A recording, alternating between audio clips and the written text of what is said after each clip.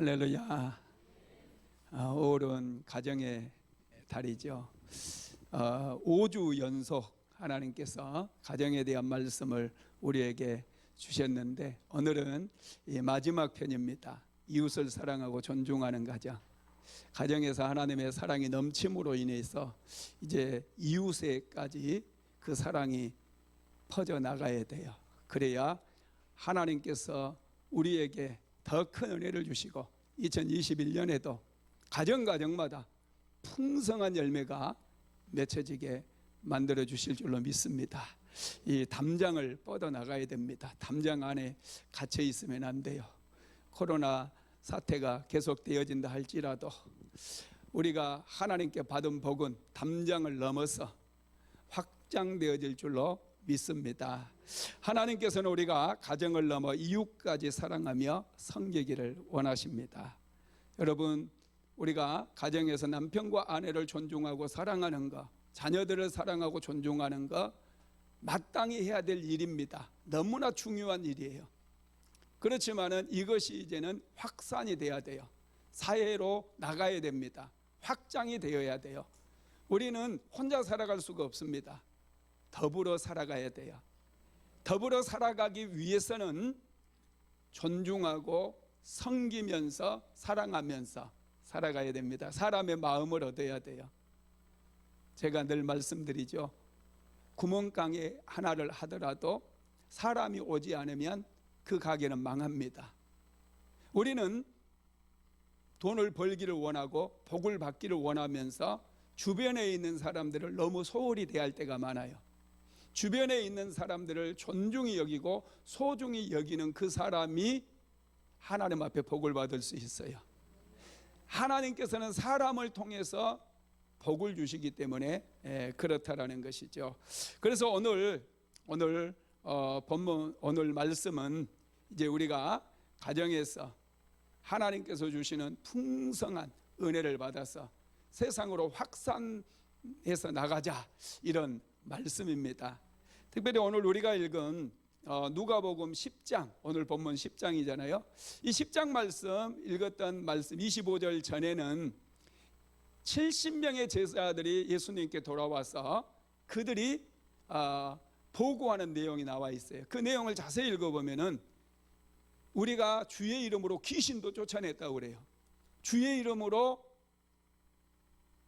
가난한 자들을 구제할 뿐만 아니라 병든 자를 고치고 또 귀신도 쫓아내는 그런 일들을 보고를 합니다. 그때 한 율법사가 예수님께 나와서 질문을 해요. 예수님, 내가 어떻게 하여야 구원을 얻으리이까? 그래요. 어떻게 하여야 구원을 얻으리이까?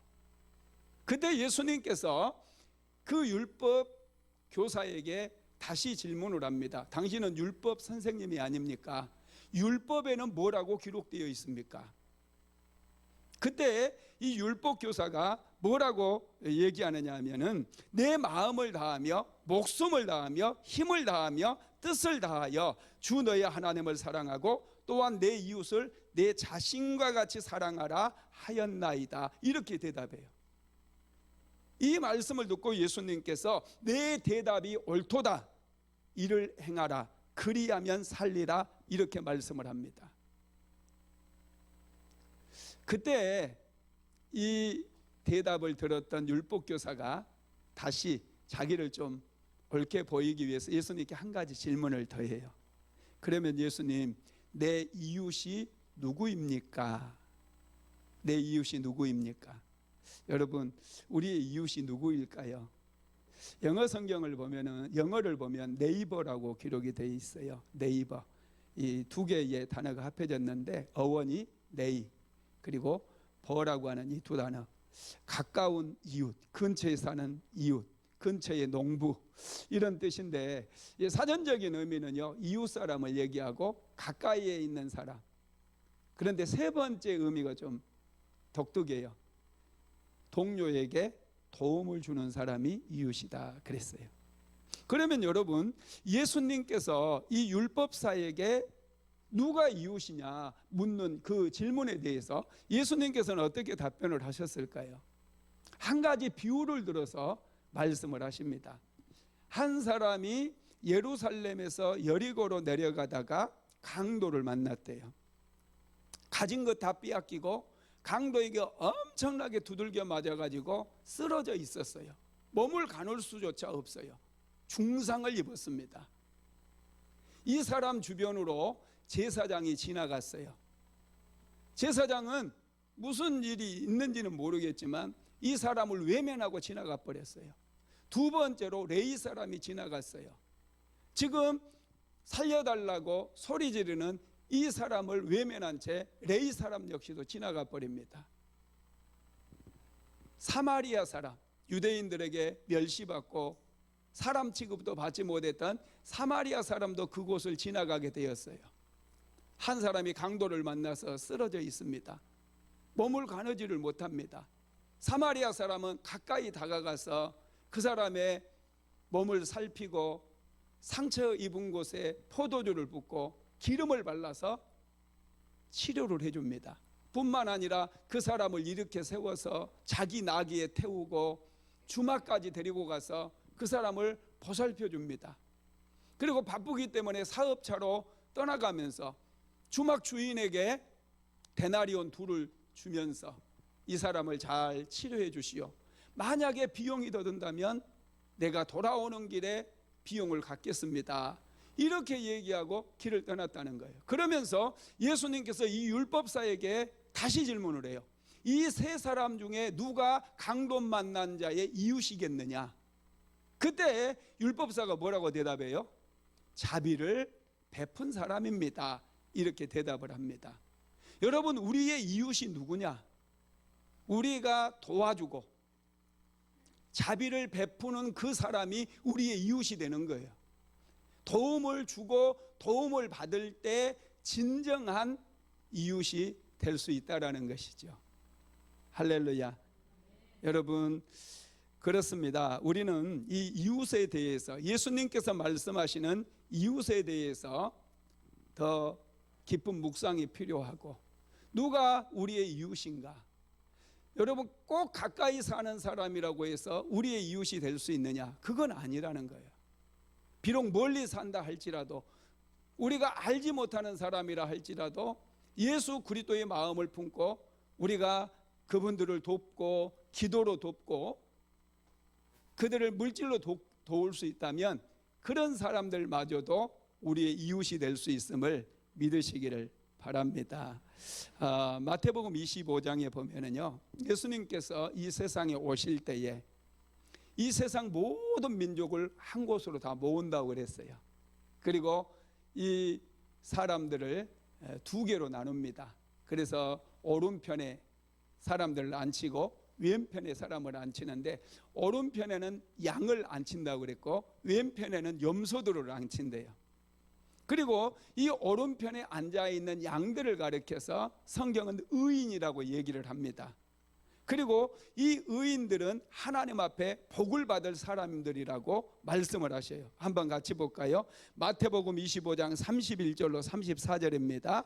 인자가 자기 영광으로 모든 천사와 함께 올 때에 자기 영광의 보좌에 앉으리니 모든 민족을 그 앞에 모으고 각각 구분하기를 목자가 양과 염소를 구분하는 것 같이 하여 양은 그 오른편에 염소는 왼편에 두리라.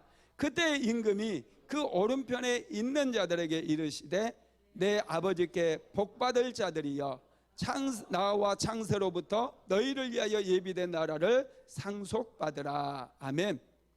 하나님께서 오른편에 앉아있는 양들을 향해서 뭐라고 말씀하십니까? 내 아버지께 복받을 자들이여, 이렇게 말씀을 합니다. 도대체 이 사람들은 왜 하나님께로부터 복을 받은 사람이라고 일컬음을 받고 또 예비된 하나님의 나라를 상속하라, 이런 말씀을 듣느냐는 거예요. 이 사람들의 행위에 초점이 맞춰져 있습니다. 같이 한번 읽어볼까요? 마태복음 25장 35절로 40절입니다. 같이 한번 읽어봅시다. 내가 줄일 때에 너희가 먹을 것을 주었고 목마를 때에 마시게 하였고 나그네 되었을 때 영접하였고 헐벗었을 때에 옷을 입혔고 병들었을 때 돌아보았고 옥에 갇혔을 때 와서 보았느니라. 이에 의인들이 대답하여 이르되 주여 우리가 어느 때에 주께서 줄이신 것을 보고 음식을 대접하였으며 목마르신 것을 보고 마시게 하였나이까? 어느 때에 나그네 되신 것을 보고 영접하였으며 헐벗으신 것을 보고 옷 입혔나이까? 어느 때에 병드신 것이나 옥에 갇히신 것을 보고 가서 배웠나이까 하리니 임금이 대답하여 이르시되 내가 진실로 너희에게 이르노니 너희가 여기 내 형제 중에 지극히 작은 자 하나에게 한 것이 곧 내게 한 것이니라 하시고. 아멘. 오른쪽에 앉아 있었던 이 양들, 다시 말씀드리면 의인들은 줄인 사람들에게 먹을 것을 주었고 목말라 하는 사람들에게 마실 것을 주었다는 거예요. 도움이 필요한 사람들에게 도움을 주었다는 거예요. 여러분, 우리 주변에 도움이 필요한 사람들이 굉장히 많습니다. 우리나라가 다 잘 사니까 도움이 필요한 사람이 없는 줄로 생각하는 분들이 많아요. 그런데 이 대한민국에는 아직도 도움이 필요한 사람들이 아주 많아요. 우리나라에는 외국인 근로자들도 많이 와 있고요. 또 다문화 가정들도 참 많습니다. 이 다문화 가정들 중에 특별히 이제 또 이주민들 뭐 이런 분들 중에 자녀들을 이제 데리고 오신 분들이 많이 있어요. 그러다 보니까 이 자녀들은 한국에서 태어난 게 아니라 본국에서 이렇게 데려오다 보니까 이 아이들이 한글을 몰라요. 그런데 나이가 돼가지고 초등학교에 보내는데 선생님이 없잖아요. 그 나라 말로 가르칠 선생님이 없어요. 그러다 보니까 이 아이들이 교실에는 앉아 있지만 전혀 한국말을 알아듣지 못하니까 수업이 안 되는 거예요. 그래서 이 아이들이 자기들끼리 말 통하는 애들끼리 모여가지고 자꾸 못된 짓 하고 방황하고 이 죄를 짓는 일을 하고 있어요. 이런 아이들에게 한글을 가르칠 수 있는 그런 어떤 교실을 만들어주고 선생님을 붙여가지고 해야 되는데 이게 잘 안 된다는 거예요. 지난번에 안산시장님 만났을 때 안산시에서도 이것을 자꾸 협조를 요청을 하고 이게 좀 얘기를 하는데도 안 된대요. 이 교육은 교육부에서 교육청에서 하고 안산시는 이런 걸 도와주고 싶고 그래서 자꾸 그런 애로사항들 선생님 보내주겠다는 거예요. 그랬는데도 이게 잘 안 된대요. 엇박자가 나는 거예요. 교육청하고 안산시하고. 그래서 그런 아이들이 지금 누구의 도움도 받지 못하고 사각지대에 있는 아이들이 굉장히 많아요. 한 번은 우리 사모가 이제 그 가톨릭에서 하는 복지관 수녀님하고 이렇게 식사할 자리가 있어서 같이 식사를 하는데 그 수녀님이 그런 얘기를 하더래요. 이런 아이들에게 지금 한글을 모르는 아이들에게 한글을 가르치는 게 우선인데 가르치지를 못한다. 왜 못하냐 그랬더니 교실도 없대요. 교실만 하나 있으면 선생님들 자기들이 섭외해가지고 다 하겠다는 거예요. 그래서 우리 사모가 그래요 그러면서 그냥 그 교실을 하나 얻어서 줬어요. 월세도 내주고. 그러니까 이 아이들 지난번에 가서 이제 공부하는 모습 가서 보고 왔다고 저한테 얘기하더라고요. 한 10명 와가지고 아이들이 열심히 한글을 배우고 있는 거예요. 여러분, 우리 주변에 이런 아이들이 은근히 많아요. 한국 사회에 정착하기 위해서는 누군가의 도움이 필요합니다. 우리가 크게는 하지 못한다 할지라도 조금만 관심을 가지게 되면은 이런 일을 누구든지 할 수 있도록 길이 열린다라는 것입니다. 할 수 없으면 기도하면 하나님께서 길을 열어주실 줄로 믿습니다. 여러분, 우리가 돌보아야 될 사람들을 도와주는데 이것이 바로 하나님 앞에서는 굉장히 선한 일이 되어지고 하나님께 은혜 받을 일이고 축복받을 그런 일이 된다라는 것입니다. 반면에 도움이 필요한 사람들을 외면해버린 사람들을 염소라고 그렇게 말씀하고 있어요.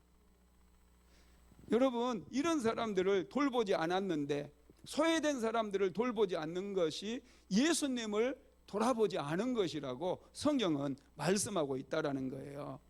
그래서 도움이 필요한 사람을 도와주지 않는 그 사람들은 저주를 받게 되고 마귀와 그 사자들을 위해서 예비된 영영한 불에 던져지게 된다고 말씀하고 있어요. 같이 읽어봅시다. 마태복음 25장 41절에서 45절입니다. 또 왼편에 있는 자들에게 이르시되 저주를 받은 자들아, 나를 떠나 마귀와 그 사자들을 위하여 예비된 영원한 불에 들어가라. 내가 줄일 때에 너희가 먹을 것을 주지 아니하였고, 목마를 때에 마시게 하지 아니하였고, 나그네 되었을 때 영접하지 아니하였고, 헐벗었을 때에 옷 입히지 아니하였고, 병들었을 때와 옥에 갇혔을 때에 돌보지 아니하였느니라 하시니, 그들도 대답하여 이르되 주여, 우리가 어느 때에 주께서 줄이신 것이나 목마르신 것이나 나그네 되신 것이나 헐벗으신 것이나 병드신 것이나 옥에 갇힌 것을 보고 공양하지 아니하더이까. 이에 임금이 대답하여 이르시되 내가 진실로 너희에게 이르노니 지극히 작은 자 하나에게 하지 아니한 것이 곧 내게 하지 아니한 것이니라 하시리니. 아멘. 도움이 필요한 사람을 도와주지 않는 것, 이것이 예수님께 하지 않는 거라는 거예요. 우리가 조금만 우리의 눈을 들어서 세상으로 나아가게 되면 우리의 도움을 기다리는 손길들이 너무나 많아요. 우리의 기도를 기다리는 그분들이 너무나 많아요. 지금 코로나 때문에 인도 같은 나라는 여러분 지금 완전히 의료가 다 붕괴돼 버렸어요. 하루에 수천 명씩 죽어나가고 있어요. 더 이상 하루 감염자 숫자를 헤아릴 수 없을 정도로 비참해져 버려서 지옥이 따로 없습니다. 그들을 위해서 우리는 외면해서는 안 돼요. 그들을 위해서 하나님 앞에 기도해야 돼요.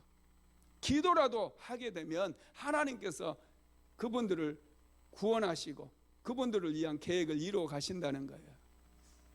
그것뿐 아니잖아요. 미얀마에도 지금 군부 쿠데타가 일어나가지고 얼마나 많은 사람들이 죽어나가고 있어요. 전 세계가 외면하고 있어요. 그들의 부르짖음에, 그들의 울부짖음에 그 비명소리를 아무로 듣지 않으려고 그래요. 이런 때에 우리가 직접 가서 도와줄 수는 없지만은 하나님 앞에 눈물로서 그 영혼들을 품고 기도한다면 하나님께서 우리에게 은혜를 베풀어 주신다는 거예요. 우리의 기도에 응답해 주셔서 미얀마의 군부가 빨리 이제 그 쿠데타가 정비가 되게 만드시고 평화가 찾아오게 만드시고 더 이상 국민들이 고통을 당하지 않도록 은혜를 내려주신다는 거예요. 뿐만 아니라 이 대한민국에도 지금 소외된 사람들이 은근히 많아요. 대한민국은 세계 최고의 복지국가 중에 하나예요. 나라가 많은 분들을 돕고 섬기고 있어요. 그렇지만은 이 복지의 사각지대에서 어려움을 겪는 분들이 아주 많다는 거예요. 우리가 관심을 가져야 돼요. 그래서 그분들을 품고 작은 헌신들을 하다 보면 작은 거예요. 아주 작은 도움을 주었지만은 하나님께서 오른편에 앉혀주시고 그 의인들에게 들어갈 영원한 하나님의 나라를 유업으로 주실 뿐만 아니라 상급을 주신다는 거예요. 그런데 이것을 하지 않는 사람들, 더 마땅히 도와야 될 사람들을 돕지 않는 그 사람들을 향해서는 너희가 내게 하지 아니한 거라고 말씀하시면서 마귀와 그 사자를 위해서 예비된 영영한 불에 던져질 거다고 말씀했어요. 자, 마태복음 25장 46절도 같이 읽어봅니다. 그들은 영벌에 의인들은 영생에 들어가리라 하시니라. 아멘. 여러분, 그렇습니다. 우리의 이웃은 우리의 도움이 필요한 사람들이에요. 사람은 서로 도우면서 살아야 되고 또 도움을 받을 줄도 알아야 돼요. 이게 여러분 우리에게 건강한 삶을 허락하고요, 행복하게 살아갈 수 있도록 만들어 준다라는 것이죠. 그렇습니다. 그래서 우리가 잘 살기 위해서는요, 하나님의 마음이 어디에 있는가, 하나님의 관심이 어디에 있는가 항상 생각하며 살아야 돼요. 정말 잘 살기를 원하십니까? 축복받기를 원하셔요? 그러면 하나님의 관심이 지금 이 대한민국 또 이 대한민국을 넘어서 어디에 있는가, 어느 나라에 있는가, 이런 것들을 항상 우리가 생각할 수 있어야 돼요. 하나님의 마음이 있는 곳에, 하나님의 눈물이 있는 곳에, 그곳에 우리의 마음이 함께하고 그곳에 우리의 작은 헌신과 우리의 눈물의 기도가 함께 가게 되어질 때 우리는 지금보다 훨씬 더 성장한 그리스도인이 될 수 있을 뿐만 아니라 축복의 자리에 앉게 된다라는 거예요. 자꾸 염소의 자리에서 다른 사람들의 도움만 받으려고 하고 다른 사람을 비방하고 험담하게 되면 우리의 인생이 아주 힘들어지는 거예요. 우리는 아무리 어려운 상황 속에서도 힘든 상황 속에서도 누군가를 도우려는 그런 마음이 필요해요. 헌신된 마음이 필요해요. 도우려고 하는 사람들에게는 하나님께서 항상 감동을 주시고 마음을 따뜻하게 해주셔요. 그런데 도움을 받으려고만 하면 항상 마음이 가난해요. 항상 부족한 게 많아요. 그래서 원망과 불평이 가득 차게 된다는 거예요. 감사가 없어요. 삶의 기쁨을 잃어버리게 되어져요. 여러분, 그러면 하나님의 마음은 어디에 있을까요? 첫째는요, 작은 것을 소중하게 여기는 마음에 있습니다. 우리가 하나님의 마음을 이해하기 위해서는 이 씨앗의 원리를 항상 생각해야 돼요. 씨앗은 작은 거예요. 그런데 심으면은 이 씨앗이 싹이 나고 자라서 풍성한 열매를 맺는다는 거예요. 오늘 내가 하는 작은 구제들, 작은 헌신들, 이게 여러분 싹이 나고 자라게 되면 수백 배, 수천 배까지 확장이 된다라는 것입니다. 자, 마태복음 13장 31절로 32절 같이 봅니다. 또 비유를 들어 이르시되 천국은 마치 사람이 자기 밭에 갖다 심은 겨자씨 한 알 같으니 이는 모든 씨보다 작은 것이로되 자란 후에는 풀보다 커서 나무가 되매 공중의 새들이 와서 그 가지에 깃들이니라. 아멘. 겨자씨는 모든 나무보다 씨앗이 작아요. 그렇지만은 이 겨자씨 한 알이 땅에 떨어져서 싹이 나고 자라게 되어질 때 엄청나게 자라서 새들이 둥지를 틀 정도로 자라게 된다는 거예요. 우리가 이웃을 향해서 나에게 도움이 필요한 거, 겨자씨 한 알만큼 작은 거예요. 큰 거 아니에요. 부담되는 거 아니에요. 그런데 사람들이 못하는 것은 귀찮아서 그래요. 남 일에 신경 쓰기 싫어서 그래요. 남에게 관심을 쏟기가 싫어서 그냥 외면해 버려요. 왜 강도 만난 사람 여러분 치료해주고 그거 해봐야 얼마 안 들어요. 그런데 제사장까지도 강도 만난 사람을 외면해 버렸어요. 레위인들조차도 하나님의 일을 하고 하나님 앞에 예배드리는 그 제사장과 레위인들, 이 사람들마저도 그냥 피해가 버려요. 왜요? 귀찮아서. 돈이 많이 드는 거 아닙니다. 시간이 많이 걸리는 거 아닙니다. 단지 귀찮아서 그래요. 여러분, 우리가 헌신을 할 수 있는, 또 남을 도울 수 있는 많은 기회들이 있어요. 그런데 그것은 씨앗이라는 거예요. 씨앗. 여러분들의 인생을 복되게 하고 행복하게 만드는 씨앗이 돼요. 많은 사람들이 하나님 앞에 축복을 많이 받고 싶어 합니다. 그래서 작정 기도도 하고 금식 기도도 하고 막 사업장을 세우면서 사업장 예배도 드리고 막 일천 번제도 예물도 드리고 막 그래요. 그런데 정작 하나님께서 말씀하고 있는 이런 구제하는 거라든지 도움이 필요한 사람들을 돕는 일에는 너무나 인색해요. 그런데 여러분, 그렇지 않습니다. 이 부자들의 이야기를 보면은요, 항상 여러분 뭐가 있는 줄 아세요? 이웃들을 구제하고 이웃들을 도와주는 작은 헌신들이 있어요. 경주 최부잣집, 우리나라 최고의 명문가라고 얘기하잖아요. 그런데 여러분, 이 가문이 지금까지도 300년 동안 부가 대물림되고 있는데 그 비결이 뭐냐면은 여러분, 그 가문을 이루었던 그분이 가훈을 하나 정해준 거예요.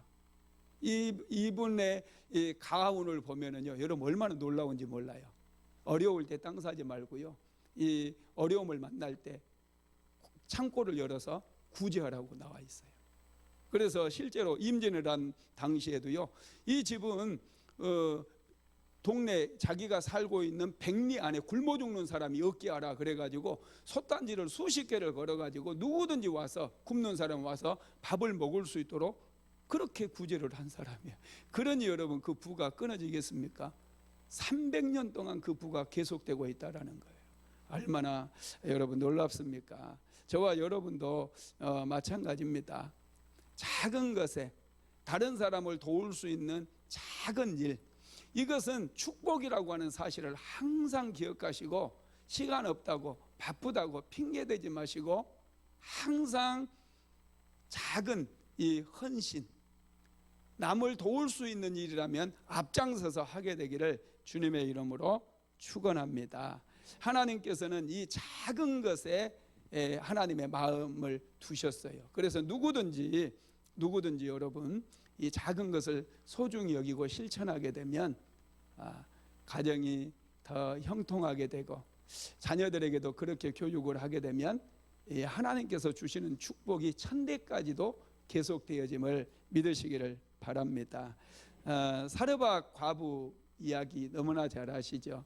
하나님께서 엘리야를 지금 이제 그 사르밧 과부에게 보내는데 이스라엘 땅에 3년 동안 기근이 찾아왔잖아요. 그때 사르밧 과부가 부자도 아니고 정말 가난해요. 마지막 떡 한 덩이를 해먹고 죽음을 기다려야 되는 그런 찢어지게 가난한 집에 엘리야 선지자를 보냅니다. 엘리야 선지자가 처음에 물을 한 컵 달라고 그러더니 물 가지러 가니까 물 주는 것도 어렵잖아요, 그죠? 그때 기근이었기 때문에 물 한 컵 주는 것도 대단한 일이거든요. 떡을 한 덩어리 가져오래요. 그러니까 이 과부가 기가 막혀 가지고 우리 집에는 떡이 없고요, 이제 가루가 한 움큼밖에 없는데 이걸로 떡을 만들어 가지고 우리 아들하고 둘이서 먹고 이제 죽음을 기다리려고 합니다. 그래요. 그러니까 엘리야도 참 대단해요. 야, 그거 먼저 가져와. 그거 가져와 그래요. 야, 저는 도저히 그렇게 못할 것 같아. 그거 가져와. 그리고 그걸 자기가 먹어버려요. 그런데 여러분, 그게 사실은 큰 게 아니에요. 사르밧 과부에게는 그게 생명처럼 소중할 수도 있지만 객관적으로 보면은 그건 작은 떡 한 덩어리에 불과하거든요. 그런데 그것을 소중하게 여기고 엘리야 선지자에게 공개했을 때 사르밧 과부의 집에 하나님의 은혜가 임하고 하나님의 축복이 임했다는 거예요. 놀랍지 않습니까? 그래서 기근이 끝날 때까지 통의 가루가 떨어지지 아니했어요. 여러분, 이 작은, 사실은 하나님 앞에서는 우리 가진 모든 것이 다 작은 거예요. 영원한 천국에 비하면 여러분의 집 한 채 낸다고 한질지라도 그건 너무나 미미한 거예요. 그런데 하나님께서는 그렇게 말씀하시지도 않아요. 아주 작은 친절, 아주 작은 말 한마디, 따뜻한 눈길 한번, 이런 작은 것들이 얼마나 소중한지 몰라요. 힘들어하는 사람에게는요, 따뜻한 말 한마디가 엄청나게 큰 격려가 되고 위로가 되어져요. 그런 것들을 하나님께서는 귀하게 보신다는 거예요. 그것을 실천하시기를 주님의 이름으로 축원합니다. 두 번째로는요, 연약한 자들을 긍휼히 여기는 마음에 하나님의 마음이 있습니다. 마태복음 25장 35절로 36절 같이 봅니다. 내가 줄일 때에 너희가 먹을 것을 주었고, 목마를 때에 마시게 하였고, 나그네 되었을 때 영접하였고, 헐벗었을 때 옷을 입혔고, 병들었을 때 돌보았고, 옥에 갇혔을 때 와서 보았느니라. 아멘. 여러분, 먹을 것을 주었대, 줄일 때에. 가만히 이 말씀을 묵상해 보세요. 예수님께 드린 게 아니잖아요. 누구에게 준 거예요? 도움이 필요한 사람에게, 목마른 사람에게 물을 한 잔 줬어요. 배고픈 사람에게 밥 한 그릇 사줬어요. 별거 아니거든요. 그런데 예수님께서는 내가 하라고 그랬어요. 내가 줄일 때에 나의 도움이 필요한 사람에게 도움을 줬는데 그것이 예수님을 섬기는 일이었다라는 거예요. 와, 놀랍지 않습니까? 여러분, 예수님의 마음은 항상 이 긍휼을 따라가요. 우리가 긍휼히 여기게 되면 그곳에 예수님의 마음이 함께 하신다는 거예요. 그래서 우리가 공개하는 것들이 전부 예수님께 공개하는 것이 된다라는 것입니다. 자, 마태복음 25장 40절도 한번 읽어봅시다. 임금이 대답하여 이르시되 내가 진실로 너희에게 이르노니 너희가 여기 내 형제 중에 지극히 작은 자 하나에게 한 것이 곧 내게 한 것이니라 하시고. 우리가 큰일 할 필요 큰 일 물론 하나님께서 기회를 주시면 해야 되겠지만은 작은 친절들, 작은 섬김들 이런 것들이 예수님께 하시는 거다는 것을 항상 잊어버리면 안 됩니다. 그 원종수 박사님 책 중에 너는 내 것이라라고 하는 책이 있어요. 그 책에 보면은 이분의 간증이 나와 있는데 참 그 어머니가 아주 귀한 분이에요. 여자들 잘 들으세요. 어머니의 마음은 따뜻해야 돼요. 긍휼이 많아야 돼요. 그래야 자녀들이 잘 돼요. 자녀들 딥다 학원 보낸다고 자녀들이 잘 되는 게 아니에요. 이 원종수 권사님이 이제 그 아들이 박사님의 어머니가 이제 때가 언제냐면 1968년도에 60년대입니다. 68년 1월 달에 아주 추운 날 엄마가 새벽 예배를 나가요. 새벽 예배를 갔다가 갑자기 예배도 안 드리고 한 거지를 데려옵니다. 할아버지인데 눈까지 멀었어요. 이분이 거지라 얼마나 냄새가 많이 나요. 이 거지를 딱 집으로 데리고 오니까 안 그래도 집도 좁고 먹을 것도 없는 집이거든요. 원종수가 굉장히 화를 냈대요. 지금 우리 처지에 이 거지 할아버지를 데리고 오면 어떻게 합니까? 엄마한테 짜증을 팍 냈대. 그랬더니 엄마가 내가 물 데울 테니 할아버지 목욕시켜라. 그래서 이제 엄마가 물 데워주니까 할아버지를 목욕을 시키는데 이 옷에 때가 얼마나 많이 끼고 막 냄새가 나는지 도저히 손으로 만질 수가 없었대. 그럼 나무 가지로 해가지고 옷 벗기고 이렇게 목욕을 시켜드렸대. 그리고 자기가 입으려고 했던 속옷 내드려라 해서 속옷 할아버지에게 주고 자기 겉옷도 할아버지에게 주고 따뜻한 아랫목은 할아버지 차례가 되고 불만이 이만저만이 아니었어요. 이 할아버지가 겨울을 그 집에서 납니다. 그런데 놀라운 일이 일어났어요. 어떤 일이 일어났느냐면 이 원종수가요 고등학교 때 학교에서 전교에서 350등 했어요. 350등. 그런데 그 할아버지가 집에 오고 난 다음에 하나님께서 원종수의 머리에 지혜를 주시고 총명을 열어주셔. 총명을. 그래가지고 공부를 하잖아요. 시험 준비를 하기 위해서 책을 이렇게 딱 2번을 보면 시험 시간에 딱 눈을 감으면요 책이 딱 나와가지고 책 페이지 수가 넘어가더래요. 시험 문제를 읽으면 그 페이지 수에 딱 멈추는 거예요.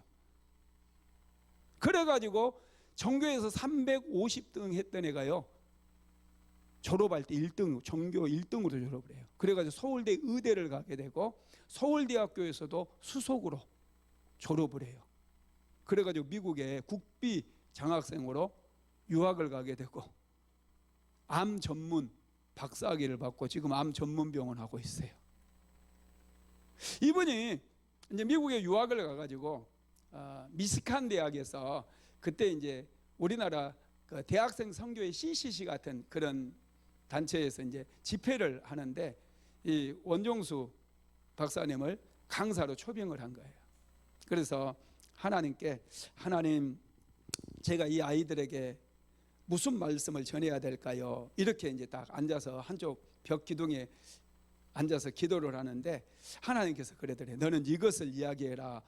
갑자기 이렇게 말씀을 하시더래요. 그러면서 이제 그림이 지나가는 거예요. 환상이 열려지는데 자기가 엄마가 모셔왔던 그 거지 할아버지 있잖아요. 소경이었던 거지 할아버지를 집에 모시고 왔는데 목욕시키라고 그러니까 하기 싫어가지고 막대기로 막 옷을 막 벗기는 그런 영상이 딱 지나가더래요. 그런 영상이 딱 지나가면서 갑자기 하나님께서 그러더래요. 종수야, 그 사람이 바로 나였다. 그러더래요. 그 사람이 바로 나였다. 그리고 나서 계속해서 음성이 들리는데 이건 읽어봐야 돼요. 내 설명으로 안 됩니다. 같이 읽어봅시다.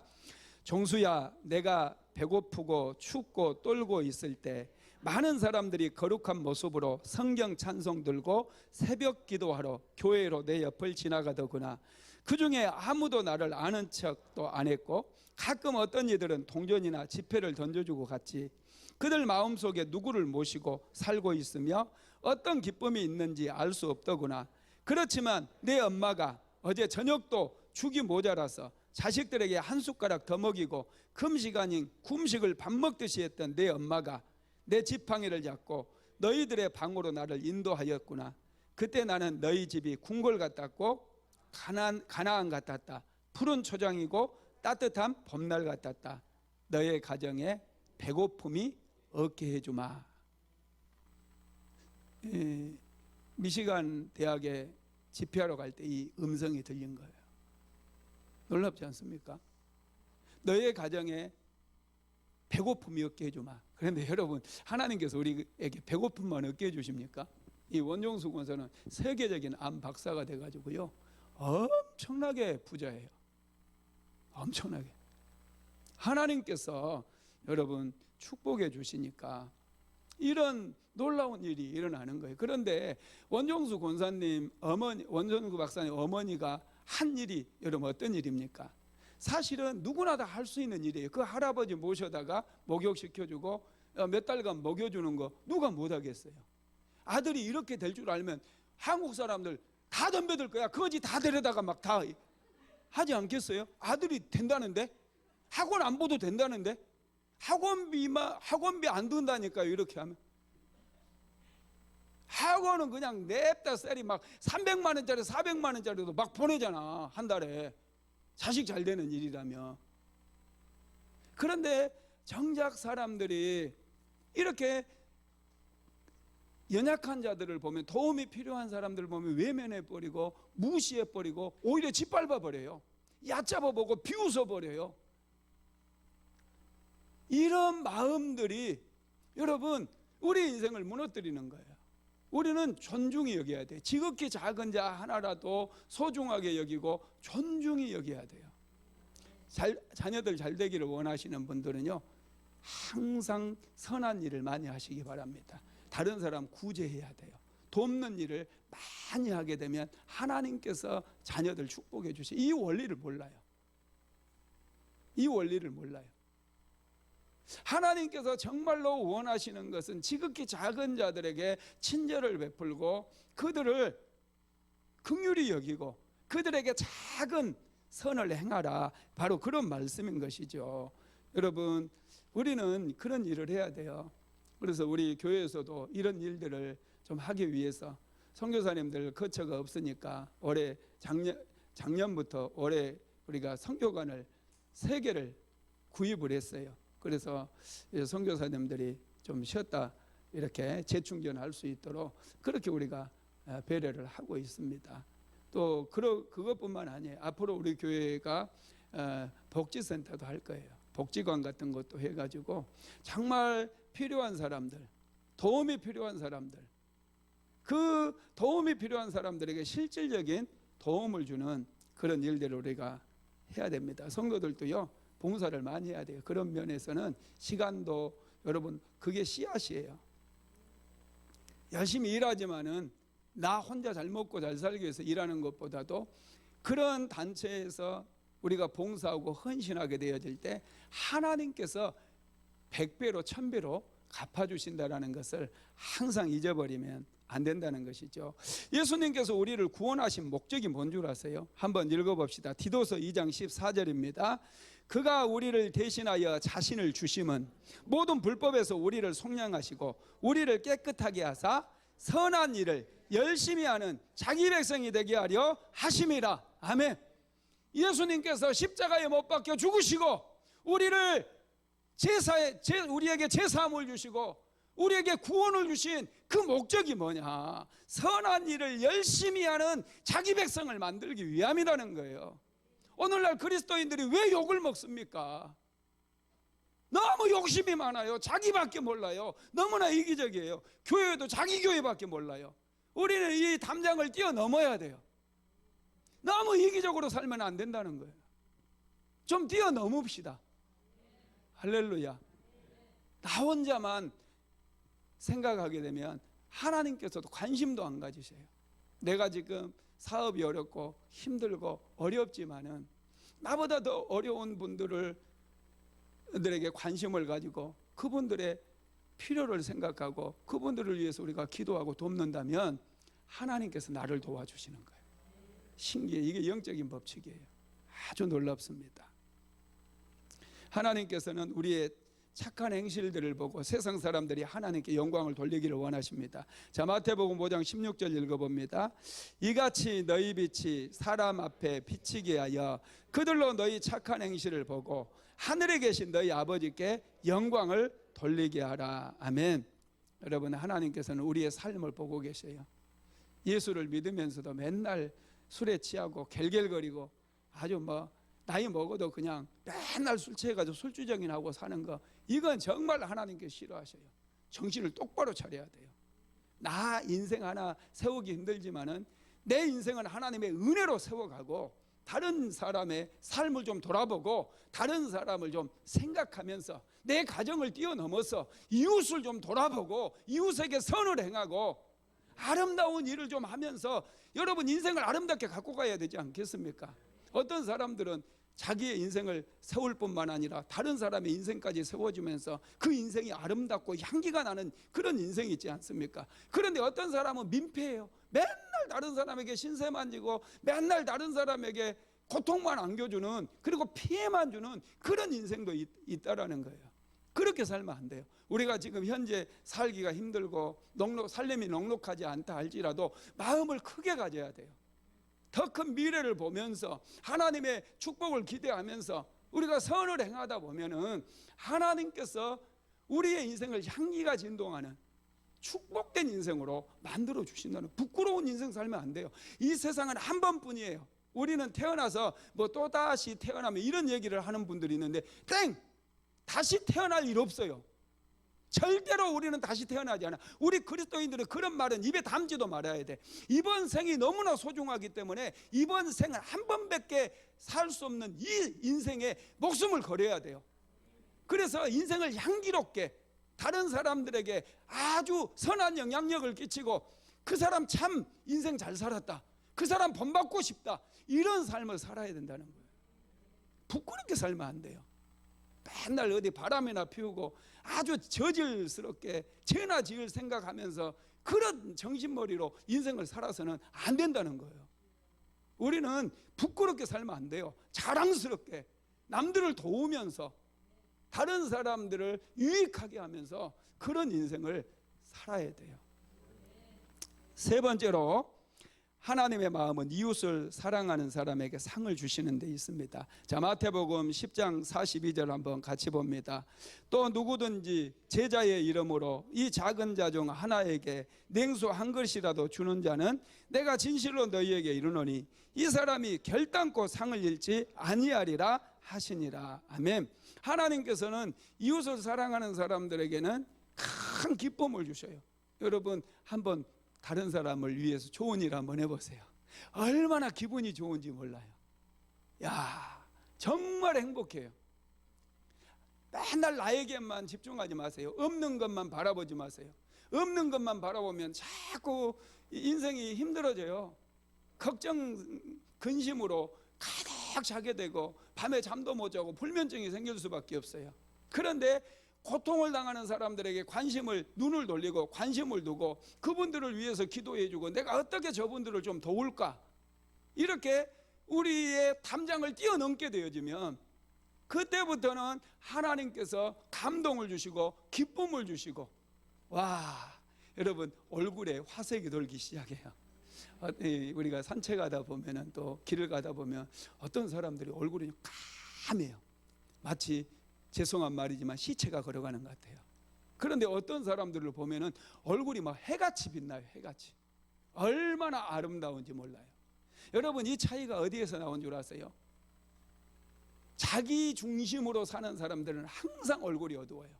왜냐하면 없는 것만 보이니까. 그런데 다른 사람들을 바라보고 자기의 담장을 뛰어넘고 바깥을 보게 되면 얼굴이 환하게 되어 있어요. 기쁨이 넘치게 되어 있어요. 다른 사람의 필요를 채워주는 그 기쁨, 하나님께서 주시기 때문에 항상 기뻐할 수 있습니다. 우리 몸에서는요, 여러분, 호르몬이 분비가 되어지는데 웃을 때 분비되는 호르몬이 뭐라고 그랬어요? 엔돌핀이라고 그랬죠. 엔돌핀은 여러분 좋은 호르몬이기 때문에 이 호르몬은 질병을 막 치료하고 우리 몸을 건강하게 만드는 그런 호르몬이에요. 그래서 많이 웃으시기 바랍니다. 웃어야 돼요. 그런데 다른 사람을 도울 때, 내가 누군가를 도왔을 때 하나님께서 우리에게 막 기쁨을 주시는데 그렇게 기쁠 때 어떤 호르몬이 나오냐면 다이돌핀이라고 하는 호르몬이 나온대요. 이 호르몬은 엔돌핀의 4000배가 되는 그런 치료 효과가 있대요. 그래서 암세포를 막 파괴시켜 버린대요. 다이돌핀이라고 하는 이 호르몬은. 다른 사람을 내가 기쁘게 하고 행복하게 하고 다른 사람을 도울 때 우리 몸은 이 다이돌핀이라고 하는 호르몬을 분비해 가지고 우리를 더 건강하게 만들고 행복하게 만들고 에너지가 넘치게 만들어요. 그래서 그 에너지로 세상에 나가서도 승리하게 만들어 준다라는 것이죠. 여러분, 그렇습니다. 우리는 원래 하나님께서 구원받은 우리는 착한 열매를 맺으면서 살라고 우리를 구원해 주셨기 때문에 이 구원 목적에 충실하게 살아갈 때에 하나님의 풍성한 복을 우리가 받을 수 있음을 믿으시기 바랍니다. 그러기 위해서 우리는 기도해야 돼요. 남을 돕기 위해서 항상 기도해야 돼요. 남을 잘되게 하기 위해서 항상 기도해야 돼. 할렐루야. 우리 좀 다른 사람 잘되게 한번 해봅시다. 그러면 나는 더 잘돼요. 하나님께서 복을 주시기 때문에. 말씀을 마무리하겠습니다. 하나님은 이웃을 사랑하고 소중히 여기는 사람에게 은혜를 베풀어 주십니다. 예수님을 찾아왔던 율법사는 나의 이웃이 누구냐고 물었어요. 그때 예수님께서는 이 율법사에게 강도 만난 사람의 비유를 말씀하시면서 이 세 사람 중에 누가 이웃이겠느냐? 예, 자비를 베푸는 자입니다. 이렇게 말씀했어요. 여러분, 우리가 자비를 베푸는 사람, 우리가 도움을 주는 사람, 이 모든 사람들이 우리의 이웃이 되어질 수 있어요. 그리고 또 도움도 받을 줄도 알아야지 많은 이웃들을 만들어갈 수 있습니다. 여러분, 이웃이 많은 사람이 좋아요.